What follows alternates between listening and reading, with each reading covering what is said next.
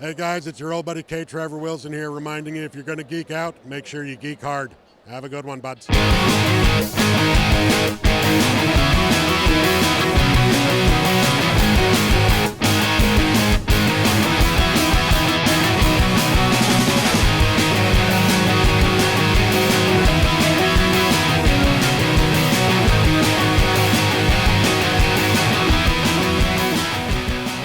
I'm here at Fan Expo Canada, and I had to come by and say hey to, of course, former Geek Card guest and former college associate K. Trevor Wilson.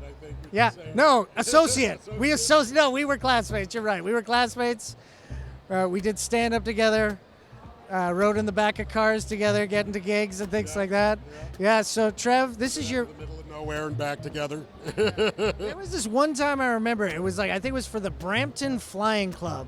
You and I were in the back of this car, and we were convincing, I think Helderbrum was driving. We were like, you got to stop at Tim Hortons to get the big baguette. We were just like really into the big baguette at that time.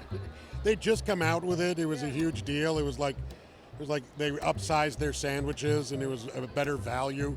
And, you know, when we were in college, you're looking for the best value, the most food for the least amount of money because you're poor. No, I'm not too sure what you're driving at here, Big Shooter. A decade of Letterkenny, 12 seasons. Yeah. When the show first dropped, I remember we talked then, and we talked, throughout the run.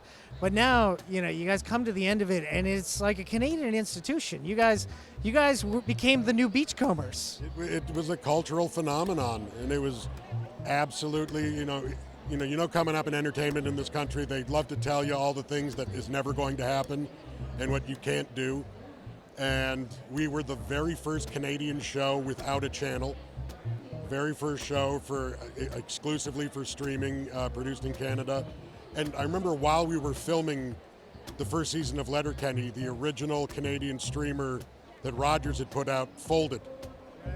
So Show Me, I think it was called. Yeah, so we were like, okay, there's a lot of potential for this to go south. And turns out all they needed was a Letterkenny because it took off and never stopped rolling.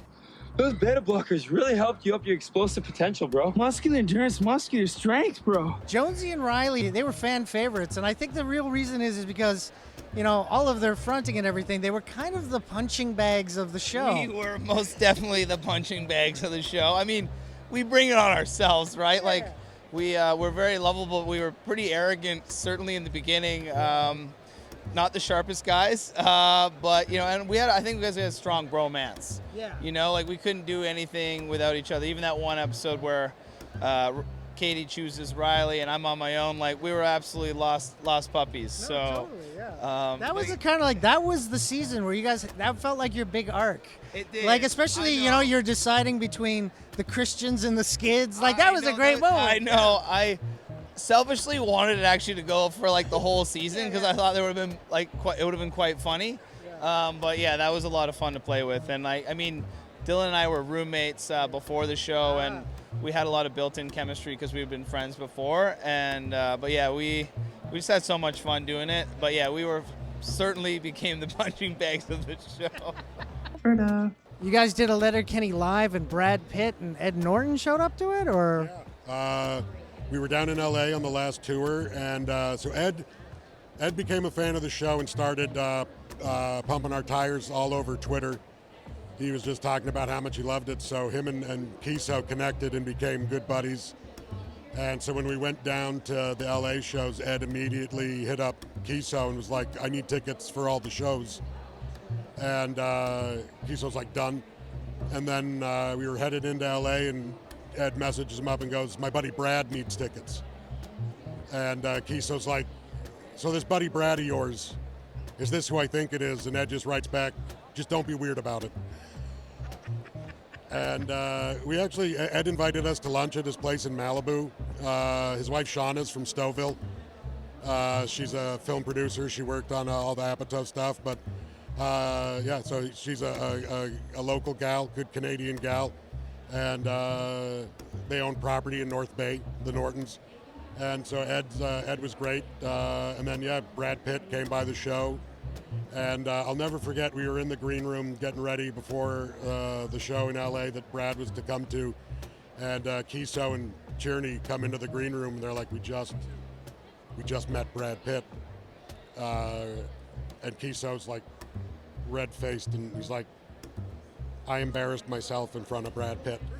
And we were like, what happened? And he goes, he rolled up in his custom Tesla and leaned out the window and said, I think you guys know my buddy Eduardo. And he went for the fist bump, and I went for the high five, and I just grabbed his hand like that and shook it.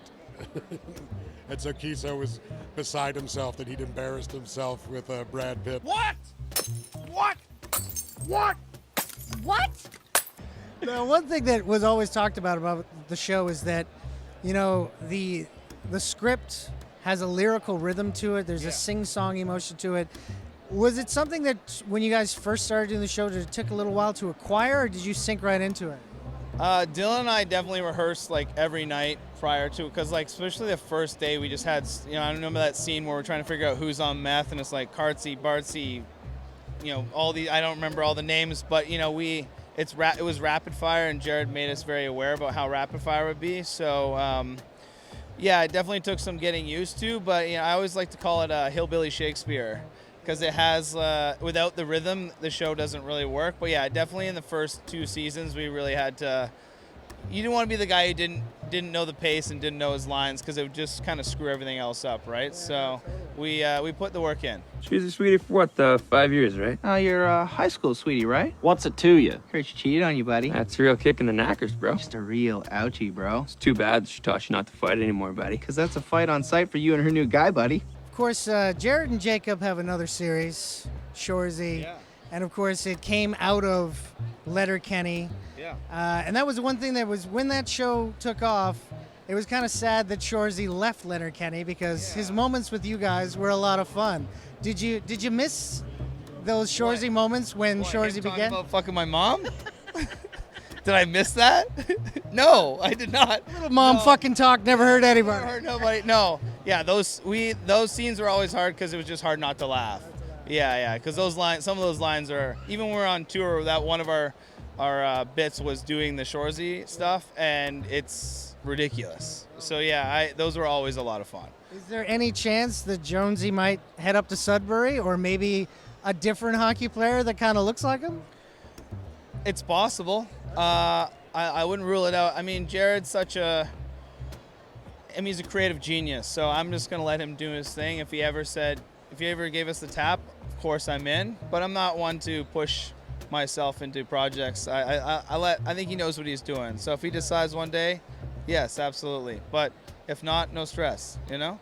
All right, man. Yeah. All right. Well, I hope after this you get to enjoy some Sandos and Crush a couple, little Gatos, some pre-workout, maybe hit the gym. Yeah, okay. sounds like a good weekend to me, man. First, this guy says he goes Botans. Now he says he goes Tubans. This guy's full of surprises. Squirrely Dan, very good at giving sage-like advice. Trevor Wilson also gives some advice in his storytelling. What's a bit of advice that you'd give out to like the young stand-up comics out there that are working? You know, whenever people ask me for the best piece of advice I ever gotten, I give them the advice I got from Mike McDonald, the Canadian Mike McDonald. Back when we were starting out at Humber, I was volunteering at the Canadian Comedy Awards just to be around comics, and Nick Bailey and I ended up pulling Mike to smoke a joint in the green room, and they let us take over the VIP room at the Comedy Awards, and they blocked it off, and everyone thought Jim Carrey had come by because it was rumored he was in town because he was up for one of the awards. But no, they just didn't want anyone to know we were smoking weed with Mike in the VIP section. But Mike was desperate to give us a lasting piece of advice, and this is the best advice I ever got in the business. And Mike said, never throw away a joke. Even if it doesn't work on stage, something in your instincts told you that it was funny. And just because it's not funny now doesn't mean you won't be able to make it funny later. Because leave it, put it in a notebook, put it aside, and years later when you're a better comic, come back to that bit because you might finally know how you're able to make it work. And whenever anyone asks me for advice, like Mike McDonald gave me the best advice I ever got, and that was it. Never throw away a joke. keep it and wait until you're a better comic and you'll be able to make it work.